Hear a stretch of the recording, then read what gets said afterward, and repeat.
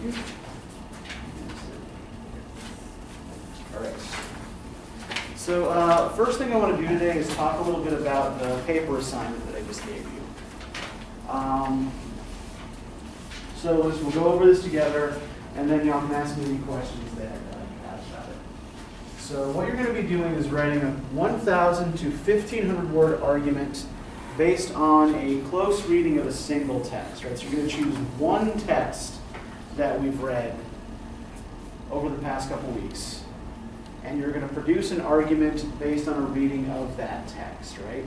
So by text, I mean like a single story, poem, or essay, right? So like, if you're choosing, say, something from the Napoleonic War section, you'd just be picking one poem from that to write about, right? So I want an interpretation from you of your chosen text, but it has to be a focused interpretation that relates to a single important theme or idea. So you're looking for, a pattern that you think is meaningful in one of the texts that we've read, and you're arguing for the importance of that pattern, right? We're going to do this in two stages. The first is going to be a 250-word proposal. Right? We're going to kind of sketch out for me the basic argument you want to make. And then the second stage will be the complete paper. So in terms of how I want y'all to go about this, right? Does anybody have any questions so far, by the way?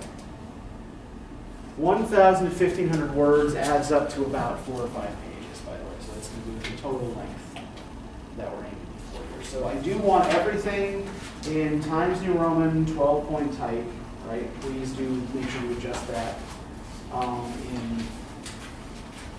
in MS Word or Google Docs or whatever it is you're using as your word processor. Please also do make sure that you double space all your submissions, right? I know I'm basing this on word count, not page numbers, so that doesn't really matter for length, but trying to read closely packed text is not good for my aging eyesight. So please do make sure to double space. Also, secondary sources are not permitted for this, right? I only want you to be citing the work that you are actually examining here, right? So I just want your ideas about this single text here, right? And citations of your primary source should all be in standard MLA format. If you don't know what that looks like, but I'm assuming most of you do because everybody would have had you taking Comp 1 and 2 to get here, right? You can find current MLA citation standards to the Purdue OWL website, the Purdue Online Writing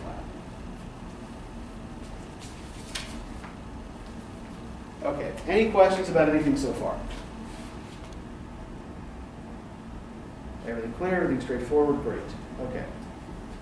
So the first thing you're going to be giving me, right, is a proposal. Has to be at least 250 words long, no longer than 300 words. So it's going to be like a little over half a page double spaced. You're going to give me your working thesis and a brief description of what you intend to do to advance this thesis in the longer paper, right? So a couple of points here. One, remember that you're only describing your argument here, right? You're not actually trying to make the case yet. You're just telling me what it is you want to try to attempt in the paper. And then I will give you feedback on the idea and give you some suggestions as to where you might go with it, right? But remember, don't get too bogged down in details for the proposal. I'm just looking for the idea here. And it should include the following elements, right? One, a statement of the question you're trying to answer, the problem you're trying to solve, right? What's the weird thing that you've noticed here that you're trying to figure out? Second, your current working thesis, which is essentially your proposed answer to that question. And third, the most important piece of background information your reader will need to understand your argument. So does anybody have any questions about the proposal part of this? Okay, the proposal will be due on February 21st, right? So you've got about a week and a half to get that together. a week and a half. Is that right? Yeah, I guess that is right. Okay. So the paper, as I said, is going to consist of a 1,500 word argument based on an original close reading of the chosen text. There's some mention of response papers in here. Don't worry about that. We haven't been doing response papers since class. So basic things I want you to do here, right? First off, when you're looking for quotes to choose as evidence, right? And I do want you to make sure that you are directly quoting from your primary source text, right? Quote text in order to analyze. But I want you to choose quotes that you think point to some bigger issue or pattern in the text, right? So start with close attention to particular words and sentences, including literal and implied meanings of words, possible ambiguity, right? Multiple meanings of specific words, and potentially meaningful images or symbols. And then once you've got that laid out, then start looking for patterns and connections, right? Look for words, images, or ideas that repeat, lines or words that are connected through rhyme or alliteration, maybe the way plot elements are sequenced if you're looking at something that's narrative, and things about the relationship between the narrator, speaker, and reader, hearer, right? And finally, you're going to want to try to put this pattern together, right? Which of the details you notice add up to a singular theme?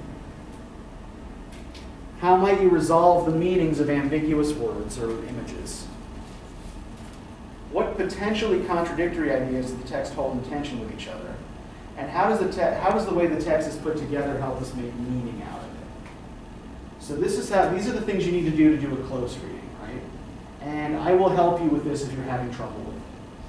So please do feel free to come talk to me about what you're working on at any time. Feel free to run ideas by me. I'm also happy to look at drafts. I do also want to remind everyone that I give you extra credit if you go to the Writing Center with this, right? So if you go to the Writing Center, make sure you take the assignment with you and talk through the assignment with a tutor. Once I get that email back that says, Savannah came to talk about her assignment and we did blah, blah, blah, you will get half a letter grades extra credit on the paper, right? So please do keep that in mind. Okay. Last thing about the paper here, right? Remember that I want you to try to contextualize the text and your reading of it, right? So I'm not asking you to relate to the author's personal life. What I am asking you to do is to try to interpret it in light of larger historical patterns that we've been talking about, right? So you want to think about things like how the text incorporates or responds to specific historical events or periods, which specific historical trends and literary, philosophical, or cultural influences inform the text. What stance does it adopt towards its historical moment, right? Does it seem to be kind of within the mainstream, or is it critical of the broader culture of that moment? And how do you think it might have been received by audiences at its own time?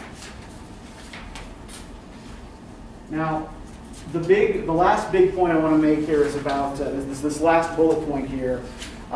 Please, please, please avoid phrases like back in the day and in today's society, right?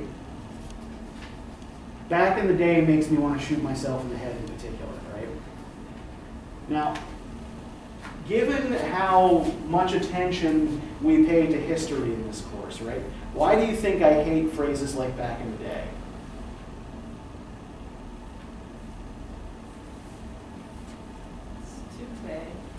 Yeah, it's really vague, right? And what's the assumption that you're making about history when you use a phrase like back in the day to describe the past? It's all jumbled up together. Yeah, that it's just all this shit that happened before I was born, right? And it's all jumbled up together with no pattern, no rhyme, no reason, right? And all that matters is that it's back then, right? So I want you to be paying attention to specific historical moments and trends, right? And not all of them are going to be easily relatable to the present. So try to focus on the text as an artifact of its own time, essentially, right? All right, so proposal, as I said, is due on Monday the 21st, and the paper itself is going to be due a week from then on the 28th. So does anybody have any questions about any of this?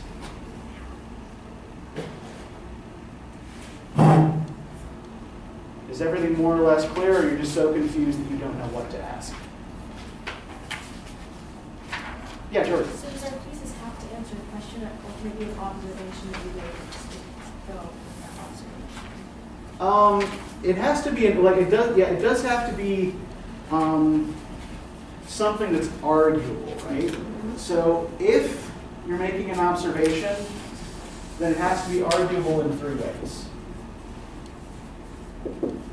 Right. 1, it has to be something that's not immediately obvious.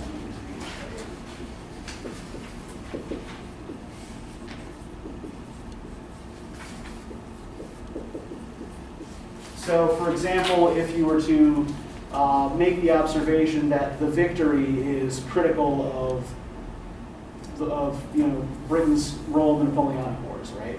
That would be okay, anybody who reads the poem can see that, right? So that would really be arguable. So you'd have to find something more specific to say about that stance. It also has to be something that can be supported by evidence.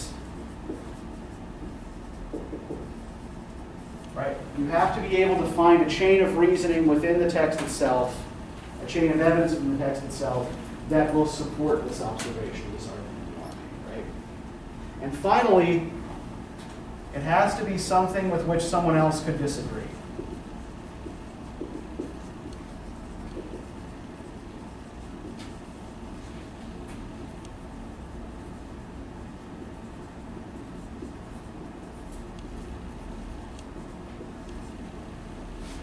And if your thesis passes this test, right?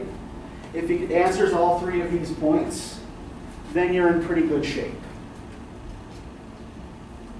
So maybe instead of thinking of it as answering a specific question, that's really kind of more just something that was like kind of trying to give you to help you formulate an idea, right? Okay, if you ask a question about this, your proposed answer then becomes the thesis. It might actually be more helpful to think of it as this way, right? You're trying to produce an arguable observation about the text. Any other questions?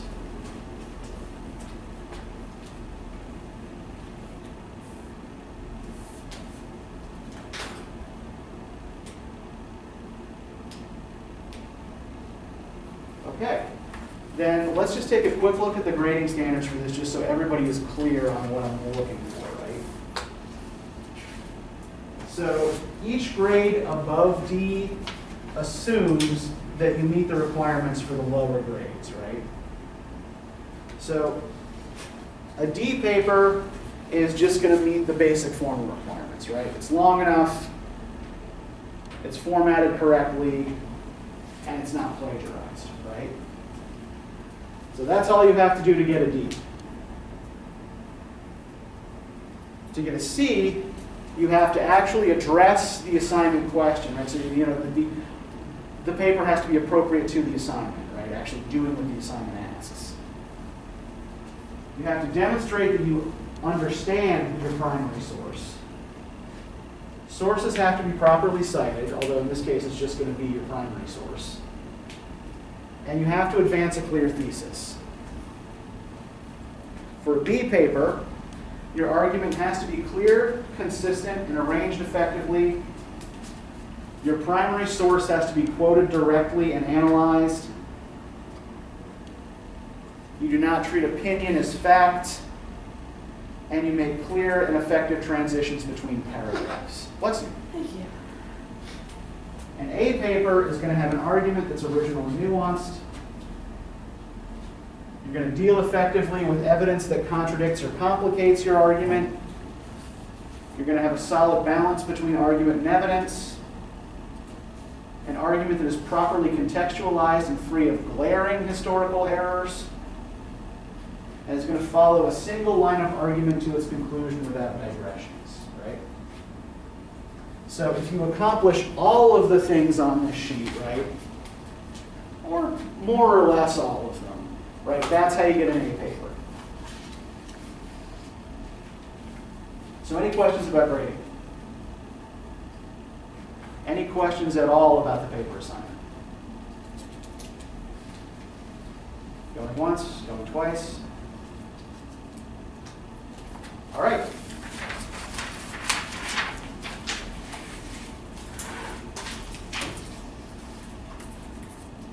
So just remember that for Sunday, complete the vocab quiz by midnight, and for Monday, you're reading Keats's poem, The Eve of St. Agnes, right? All right, so let's talk about Dorothy Wordsworth. What'd you think?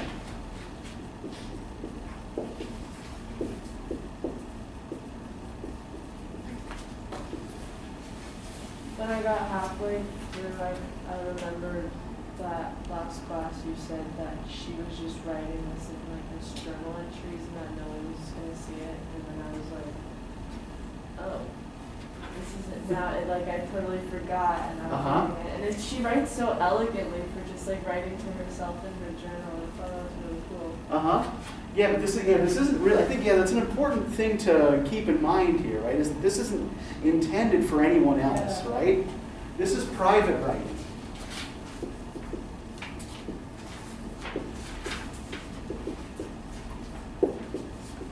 Right, as opposed to the very public writing of poetry and argumentative prose that both her brother and their friend Coleridge are engaged in, right? The only real writing that we have with the exception of maybe 3 poems that were of hers that were published in her lifetime anonymously in one of William's collections. The only writings we have of Dorothy's are private and intended really only for herself. So these journals aren't available to the public until 1897, or about 40 years after she dies.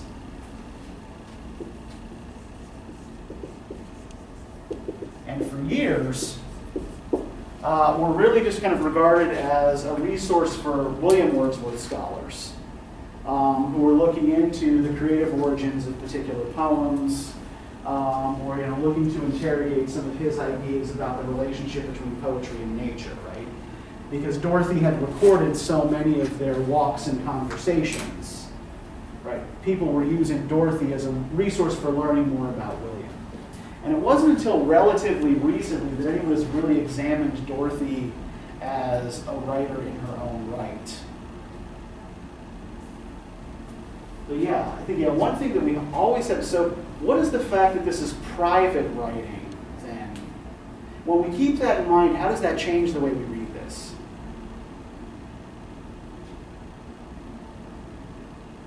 I feel like it was just as raw as it could have been. She didn't think anyone was going to see it, so she didn't leave out anything, or maybe she did for her own good, but right.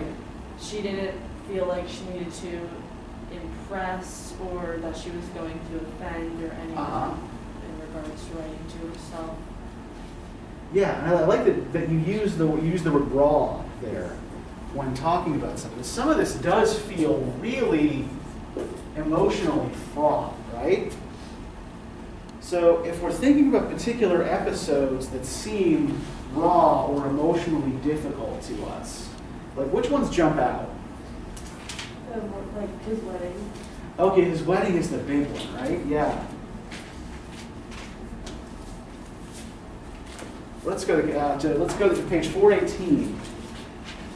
Can I get somebody to read for us, to start reading from on Monday, 4th October, 1802, my brother William was married to Mary Hutchinson.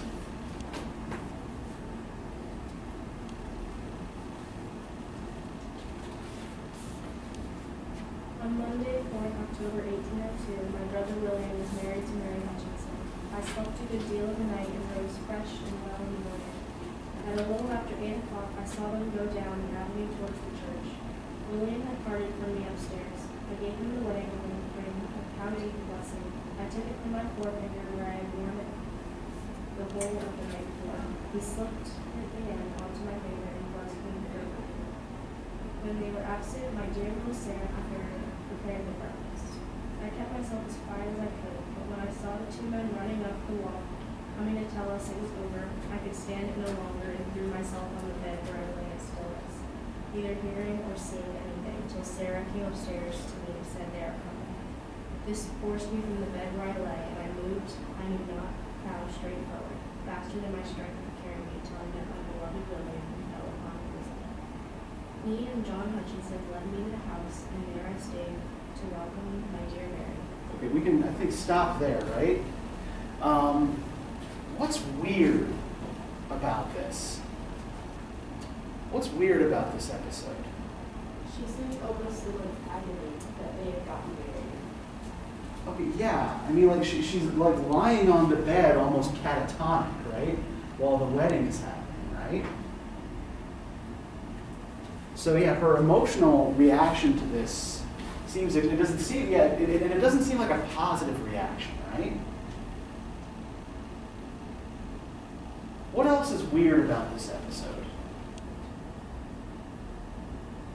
Or strikes us as weird?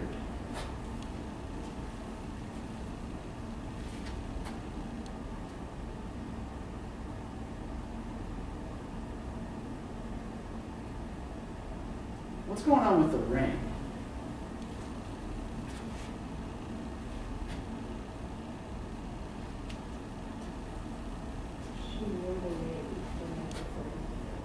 Yeah, she wore the wedding ring the whole night before, right? And then gives it to him in the morning. And then he presses it onto her finger again before he leaves, right? And then she goes upstairs and is catatonic for a little while until they come back, right? So what do you make, like, what do you make of all this? Like, what does all this look like to you? It could go two ways. Okay. Maybe she was in love with her brother, or maybe she's just like, damn, my brother's now going to go be spending all this time with this woman instead. Uh-huh. And like, just like a brotherly sister love for her, but I don't know, it kind of seems like she was maybe in love with him or something. Yeah, and the Wordsworth siblings, William and Dorothy in particular, had an especially close relationship, right? Yeah. So part of this is kind of like determined by upbringing. They're orphans. So there are 5 Wordsworth children. Dorothy's the only girl, and she's the middle child. William is the second child, the one just above her in age. And they're all raised apart. So once their parents die, the boys are all sent off to school. And Dorothy is sent to live with a variety of different relatives and, essentially kind of like foster parents. And it's really only as adults that the Wordsworth siblings become close. And in fact, William and Dorothy live in the same house for pretty much their entire adult lives. Even after William's marriage, Dorothy continues to live in the home with him and his wife, and to help with the housework and taking care of their children and all that, right? So they don't grow up together, so that maybe weakens some of the typical social taboos against incestuous attachment, right? And to further that particular reading, there is something that a lot of commentators have noted that was unusual about William Wordsworth. Right? So most biologists will tell you that sexual attraction is, at least to some extent, based on scent, right? And one of the reasons why we're typically not attracted to our close relatives is because they don't smell right to us, right? The scent puts us off. William Wordsworth had no sense of smell. So you do with that what you will, right? But there is another potentially more innocuous explanation for Dorothy's reaction to this, right? It looks to us like, a little bit like, an attachment that's so intense that it borders on the sexual at least, right? But if we look at her activities up to this point in the journal, what kind of place does she occupy in her brother's life and household prior to 4th October 1802?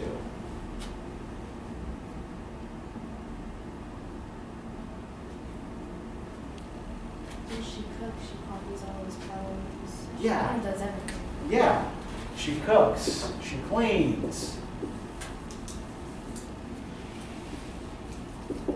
she copies, she makes his pens, right?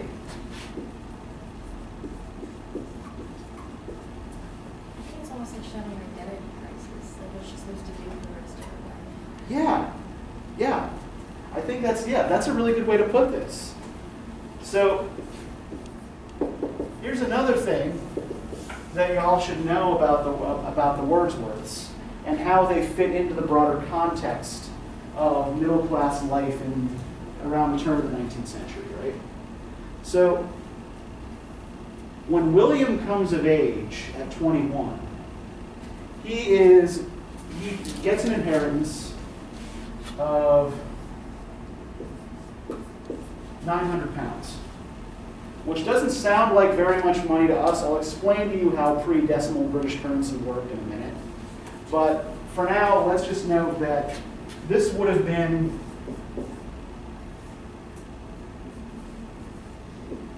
about $108,666 in today's money, right? So it doesn't necessarily make him rich, right? But it's still a pretty substantial sum, especially as he lives relatively modestly. How much money do you think Dorothy inherited? Yep, absolute buckus, right? So this is problematic for Dorothy on a couple of levels, right? It means, one, she does not have the means to live independently, right? So she essentially has to find a place in the household of a relative. Or get a job. This also affects her marriage prospects. Why would the fact that she has no money affect her marriage prospects? Does anybody know? Yeah. She's an orphan, she has no dowry.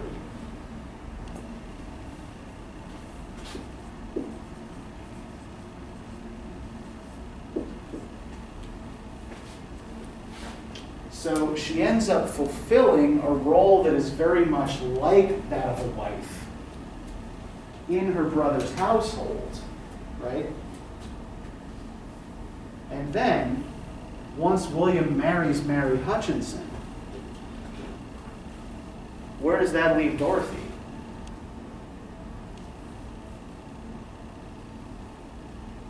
On toes. Pardon? Stepping on toes. Yeah. I mean, however kindly they treat her, right? She's always the third wheel now. She's no longer the central feminine presence in the household, right? However much she might, love Mary Hutchinson, and they were friends before Mary married William. Mary has displaced Dorothy in the home, right? And I think, I always read the last sentence of this with all of this in mind. Right, if we look on page 419, can I get somebody to read just the very last sentence of the journal here? It is a dole fast. Oh, I'm sorry, not the very last sentence, starting with "It is Christmas Day." It is Christmas Day, Saturday, 25th, December 1802. I am 31 years of age. It is a dole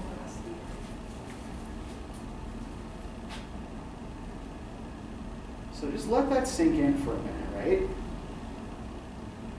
It's Christmas, and it's her birthday, and this is all she has to say about it, right?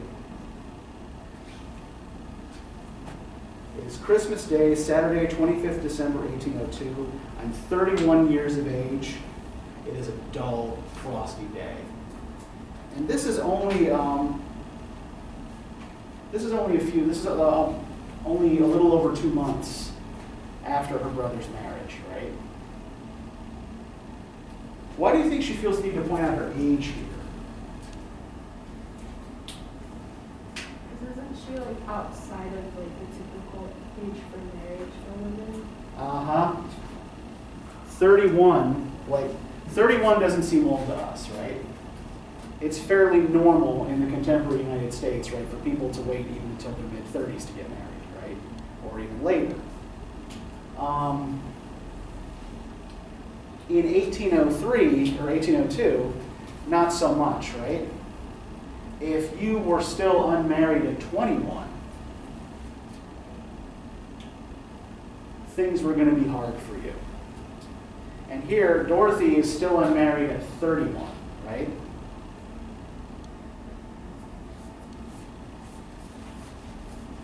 And given the fact that she has no money of her own, right? This means that her horizons are also otherwise limited, right? Not only is it highly unlikely that she'll ever get married, right? It's highly unlikely that she'll ever be able to leave her brother's house. So it is a dull, frosty day. Like, I just kind of read that as kind of looking out into like this kind of vast stretch of the future that seems to hold no real promise, right?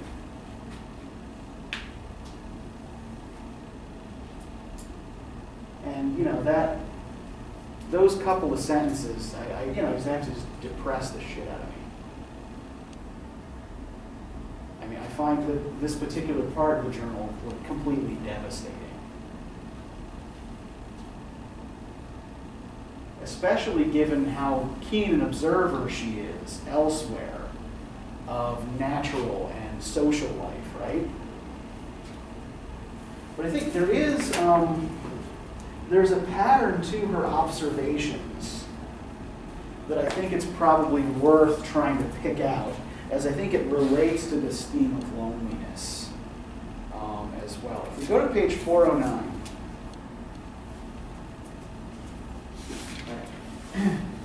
she's looking at the sheep. In the February 3rd entry, right? Of a great number of sheep in the fields, only one standing. And then in the February 4th entry, just below it, I saw one solitary strawberry flower under a hedge. And these are just two examples of a kind of larger pattern that we see in Dorothy's observations. What is she pointing out in both of these cases? The lone, singular one. Yeah, she has a real eye for picking out the single lone individual in a crowd, right?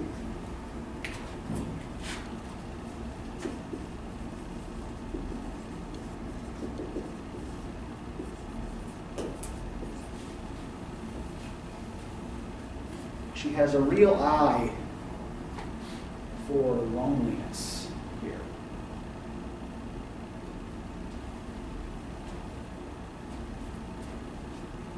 Whether she's talking about natural objects or even individuals, or the whole thing like with the guy who gathers leeches and all that.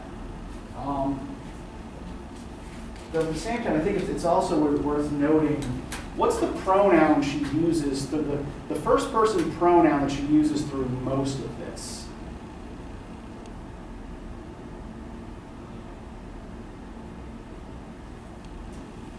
How does she usually refer to herself?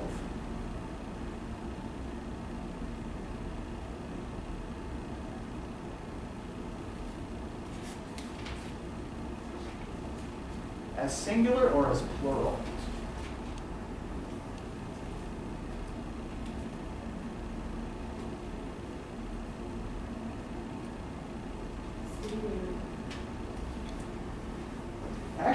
you count up the we's and the i's, she more frequently uses we than she does I. And she tends to use I only in specific contexts, right? She tends to revert to I when William is gone.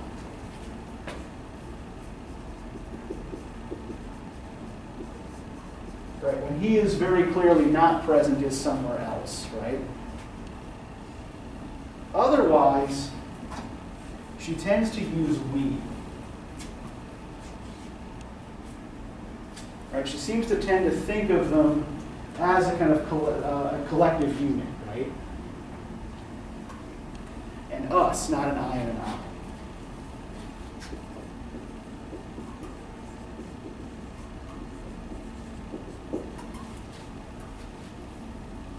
Going back to the leech gatherer thing, this is just going to be a kind of quick digression, but I think it's one that you will find useful later in the course as as British money is mentioned at various points, because the British currency system prior to about 1970 was kind of batshit nuts, right? Kind of like our system of measuring things, right? You know, everybody else in the world uses the metric system, which is all decimals, and it's easy. Whereas we use a system that was based on the distance between the King of England's nose and his thumb when he stretched his arm out. But I digress, right? Okay, so the whole money thing here, right? So, you know, William had this inheritance of 900 pounds, right? I'll show you how we figure out what this is in dollars. Okay, so 1 pound in pre-decimal British currency is equivalent to about $120.74. So 1 pound is equal to 20 shillings. 1 shilling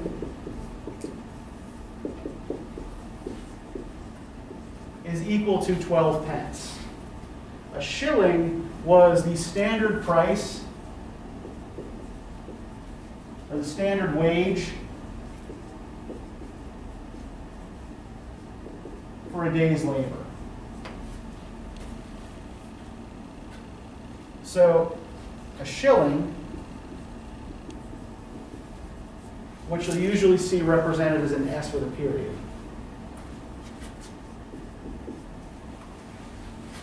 was worth about $6.24.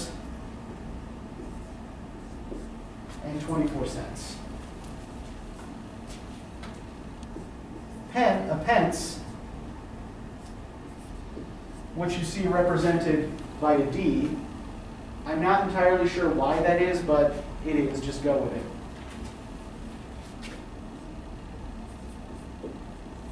it. Is worth 52 cents.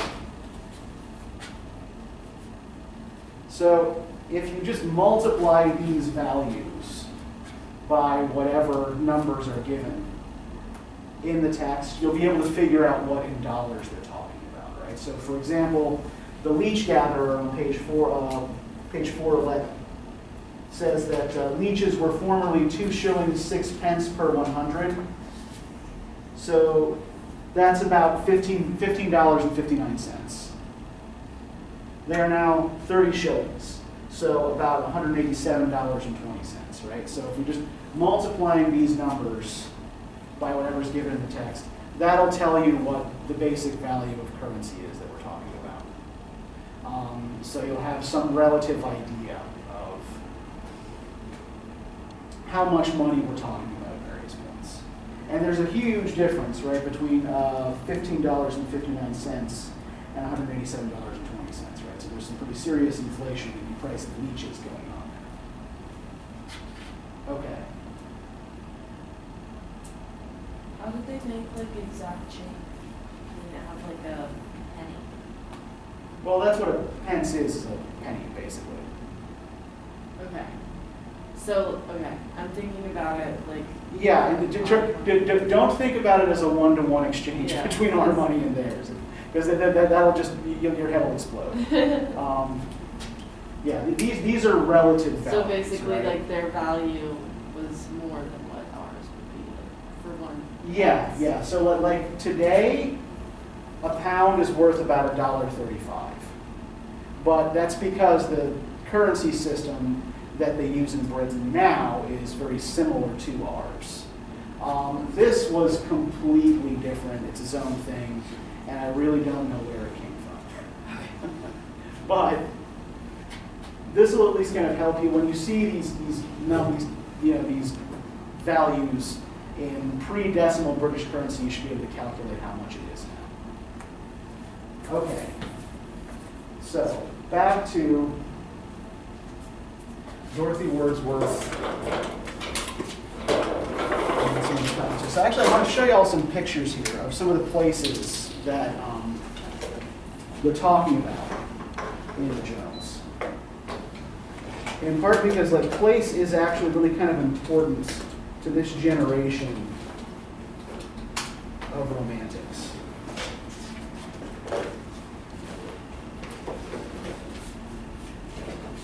So these journals are kept in two different houses occupied by Wordsworths. The first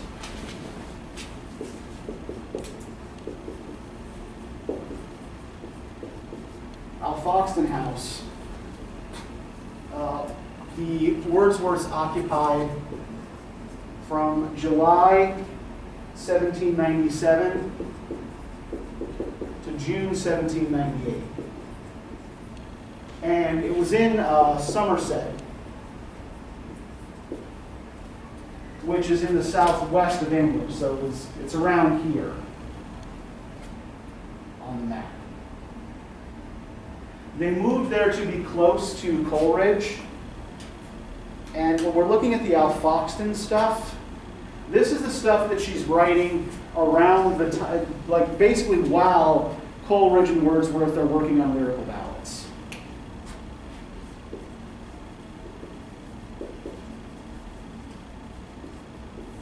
Right, that's all composed down here in Somerset.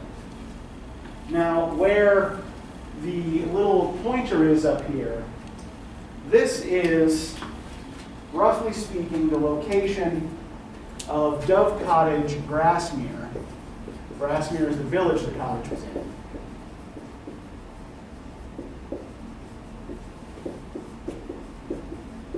Which is in a region known as the Lake District, which is part of a larger district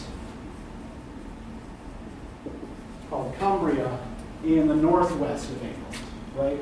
If you go just a little further up, you're in Scotland.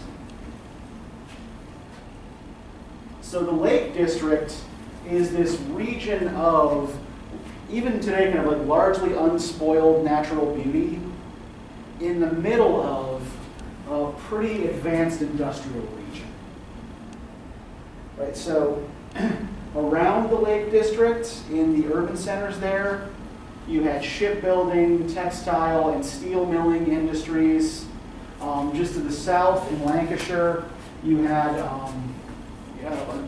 something like one of the biggest concentrations of textile mills in Britain in the early Industrial Revolution. And so the Lake District is just kind of like this quiet little corner of an otherwise really busy industrial landscape. And because of their residence there, Wordsworth, Coleridge, and Robert Southey earned the nickname the Lake Poets.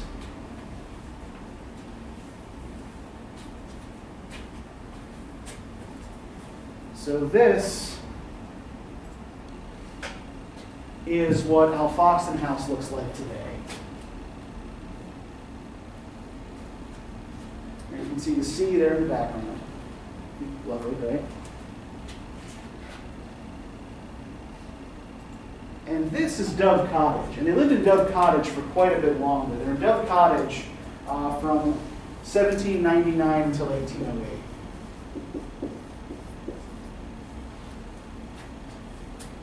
You can't see it in this picture also, there's like just about every British historical building, like, where a famous Briton lived or died or wrote something or got diarrhea once or whatever, right? Has a round blue plaque on it with their name and dates on it. You can't see it here, but it's like kind of like it's around here somewhere. So this is the outside of Dove Cottage. And this is what the interior looks like. And it's kind of restored to what it looked like around 1800. So this is about what it would have looked like when the Wordsworths lived there. This is a bedroom.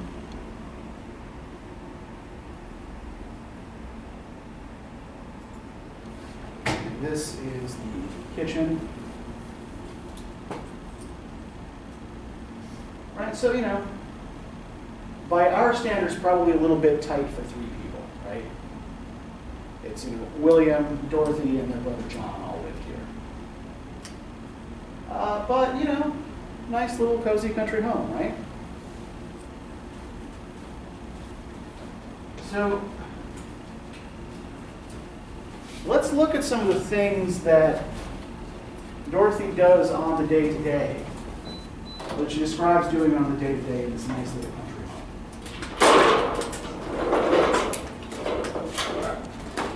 And maybe like looking at this makes it a little bit easier for us to imagine, the context in which she's doing all of this. So if we turn to page 413 here. The 1802 Thursday, March 4th entry. So if I can get somebody to start reading that and just be on the lookout for anything in this passage that sounds weird, right? First up, be on the lookout for anything that sounds like everyday normal activities, right? It gives us some sense to what she does every day. And look for anything that just sounds like just fucking weird, right? Okay, so go ahead and begin reading. Before we had quite finished breakfast, Calvert's man brought the horses for William. We had a deal to do, pens to make, poems to put in order for writing, to settle for the press, pack up, and then the man came before the pens were made, and he was obliged to leave me with only 2. Since he left me at 11:30, it is now 2, I have been putting the drawers into order, laid by his clothes which he had thrown here and there and everywhere. Filed 2 months' newspapers, and got my dinner, 2 boiled eggs and 2 apple tarts. I have set Molly up to clean the garden a little, and I myself have walked. I transplanted some snowdrops, the bees are busy. William has a nice bright day. It was hard frost into the night. The robins are singing sweetly. Now for my walk. I will be busy, I will look well, and be well when he comes back to me. Oh, darling, here's one of his bitten apples. I can hardly find it in my heart to throw it into the fire. Okay, thank you. So let's stop there, right? Okay, first off, what's the weird thing in here? She can't throw these apples away. Yeah, he's left a half-eaten apple lying around on the table or something, right? And she can barely bring herself to throw it into the fire. So on the one hand, right, this is evidence of that bizarrely close emotional attachment, right? It's that intense emotional attachment. But what else, how is this also kind of in keeping with some of the other stuff that she's doing around the house? What does it seem she spends a lot of her time doing? Yeah, she spends a lot of time cleaning up his shit, right? She picks up his clothes that she's throwing all over the place. He can't be bothered to, throw his own apple core into the fire, so she does it for him, right? And what other kinds of things do we see her doing for him? Here.